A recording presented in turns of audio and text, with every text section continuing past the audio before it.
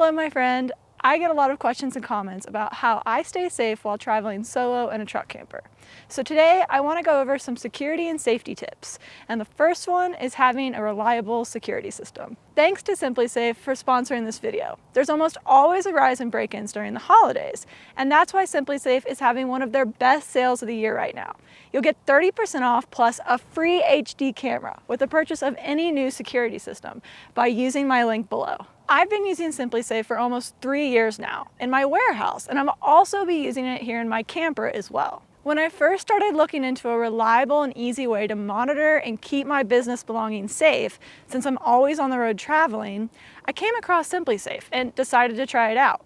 And I'm so glad I did, because it's worked well for me for nearly 3 years now. No problems, and it's so easy to set up and use. Let me show you what happens when you're protected by isSimpliSafe. And I think the best way to do that is to break into my own warehouse. And then I'll explain how it actually works. After, I'll talk more about some safety and security tips for camping alone out in the middle of nowhere by yourself. isSimpliSafe is an incredibly effective and reliable home security system that will make sure your home or business is safe. If you've been feeling worried about safety lately but putting off dealing with it, you don't have to wait another minute. isSimpliSafe makes it really easy to secure your home. You just order it online or over the phone. It's delivered right to your home, and you can set it up yourself in under an hour. From there, your home is professionally monitored 24/7. If anything happens, they'll make sure the police get called. They've got sensors to cover every window, room, and door, plus lots of great extras like water sensors, temperature sensors, and HD cameras.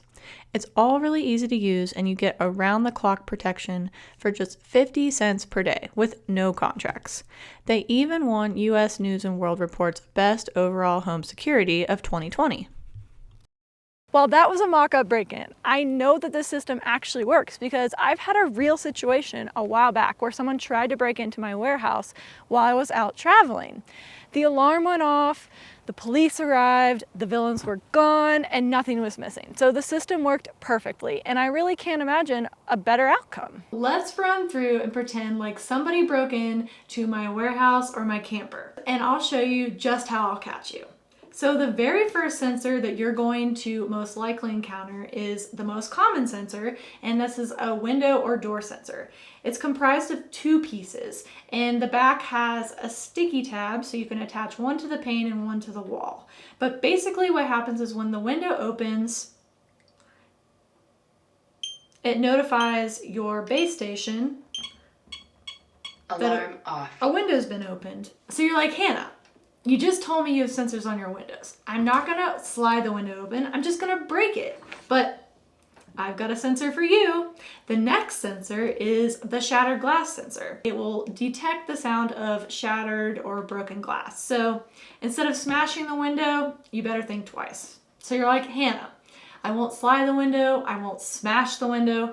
I'm gonna get a glass cutter. I'm gonna cut a hole in your window. But you're wrong, because the third sensor is the motion sensor. So don't think you're gonna creep through my warehouse or my camper, because this guy will get you. When you start with a isSimpliSafe system, you always start with the base station, which will give you this really nice SimpliSafe on. blue light. On.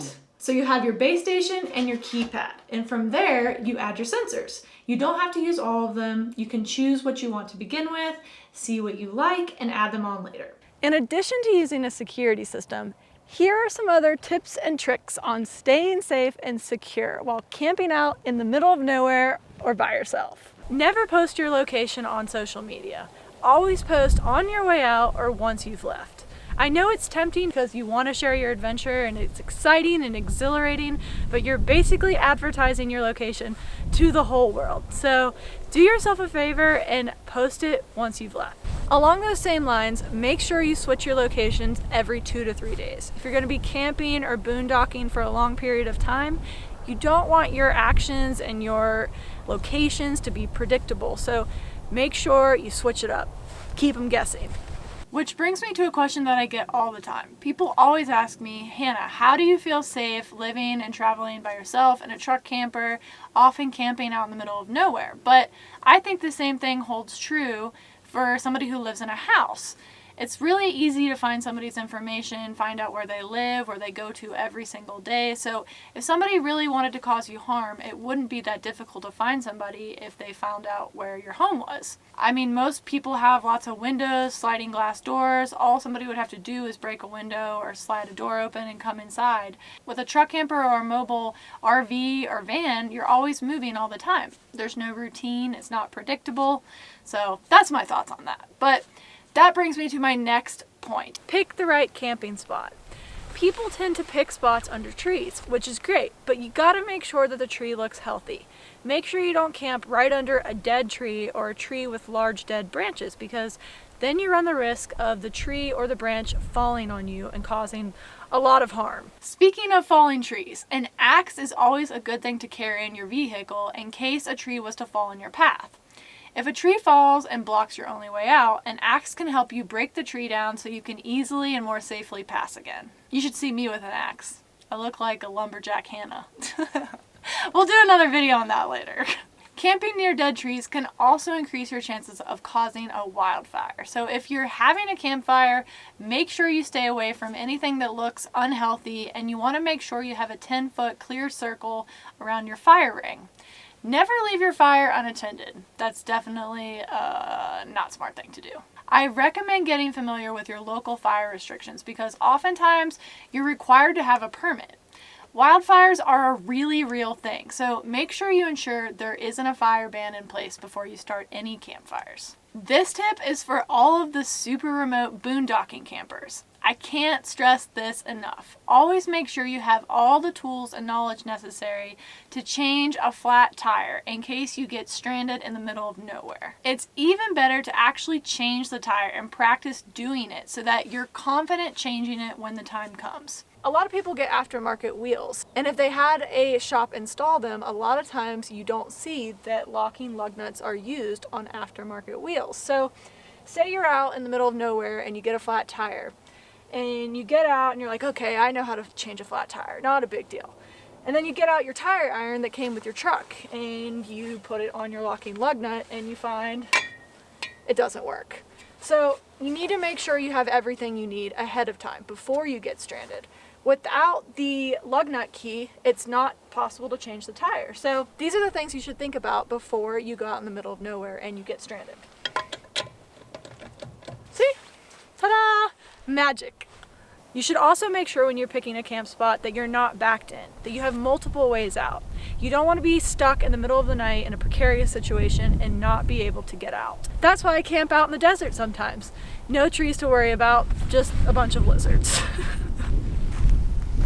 Before you head out on an adventure, it's always good to check the weather ahead of time. You should be prepared for harsh conditions such as snow, wind, or rain. You don't want to find yourself in a flash flood zone or come across a really cold night and not be prepared for it. If your heat source were to go out, you should have an emergency sleeping bag rated for the weather you'll be camping in. This may seem really unnecessary, but I actually had a situation last year in my old camper when my propane hose broke and I didn't have heat for the night. Luckily, my camper was insulated, so it didn't get too cold, but I didn't have my cold weather sleeping bag with me. Lesson learned, I always keep it with me during the winter now. Make sure you have food and water for several days at least. Whether you get stuck out in the middle of nowhere and your vehicle breaks down, or you get stuck in the middle of a snowstorm and you can't drive out until it passes, it's really important you have the food and water and rations you need to get by safely. Keep protection from wild animals. While animals are our friends, there are going to be some situations where you might feel threatened from a wild animal.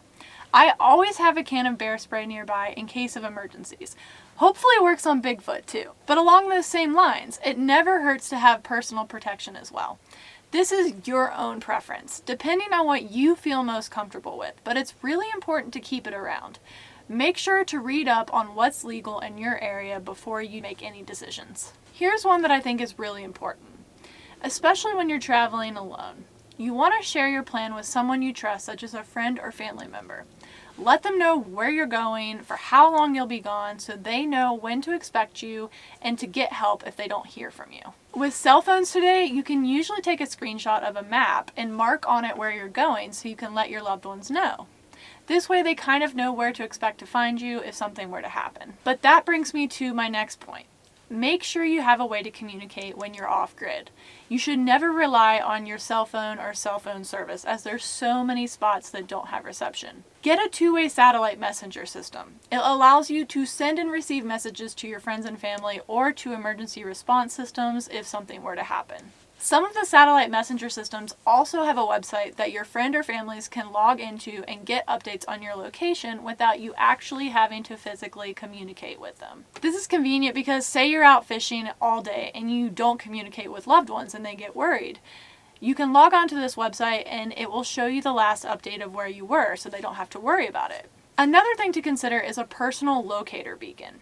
Its signal is usually much stronger than with a satellite messenger system. You do need to register this device, so when you press the button, it will send a signal to the search and rescue team, and they'll come and send a search team out to find you, wherever the signal was let out. One thing to remember though is that once you press that button, they're going to send a team out whether you need the help or not. So make sure you need the help when you hit that button. You're gonna have some friends coming and knocking in the middle of the night. The last couple tips include some tips on insurance. Make sure you talk with your insurance agent to make sure that your belongings are covered in your home, RV, or van. This isn't as much about personal safety as it is about peace of mind protecting your belongings when you're away. Because it never hurts to have that extra level of coverage in case something happens. For example, maybe you made a camper van, you built it from scratch. Well, not the van, but the inside. And you may not have coverage through your auto insurance. So things such as laptops and cameras may not be covered if you were to experience theft. So it's just something to think about. You should be asking the right questions to your insurance agent. Rescue insurance is also something you can look into. This helps offset the cost of a really expensive rescue bill. This may not be something that you need if you don't often put yourself into precarious situations, but if you do, it's something to consider. Lastly, and most importantly, trust your gut. Follow your instincts. If something doesn't feel right, you should take note of it. Be aware of your surroundings and don't be afraid to hightail it out of there if things don't feel okay.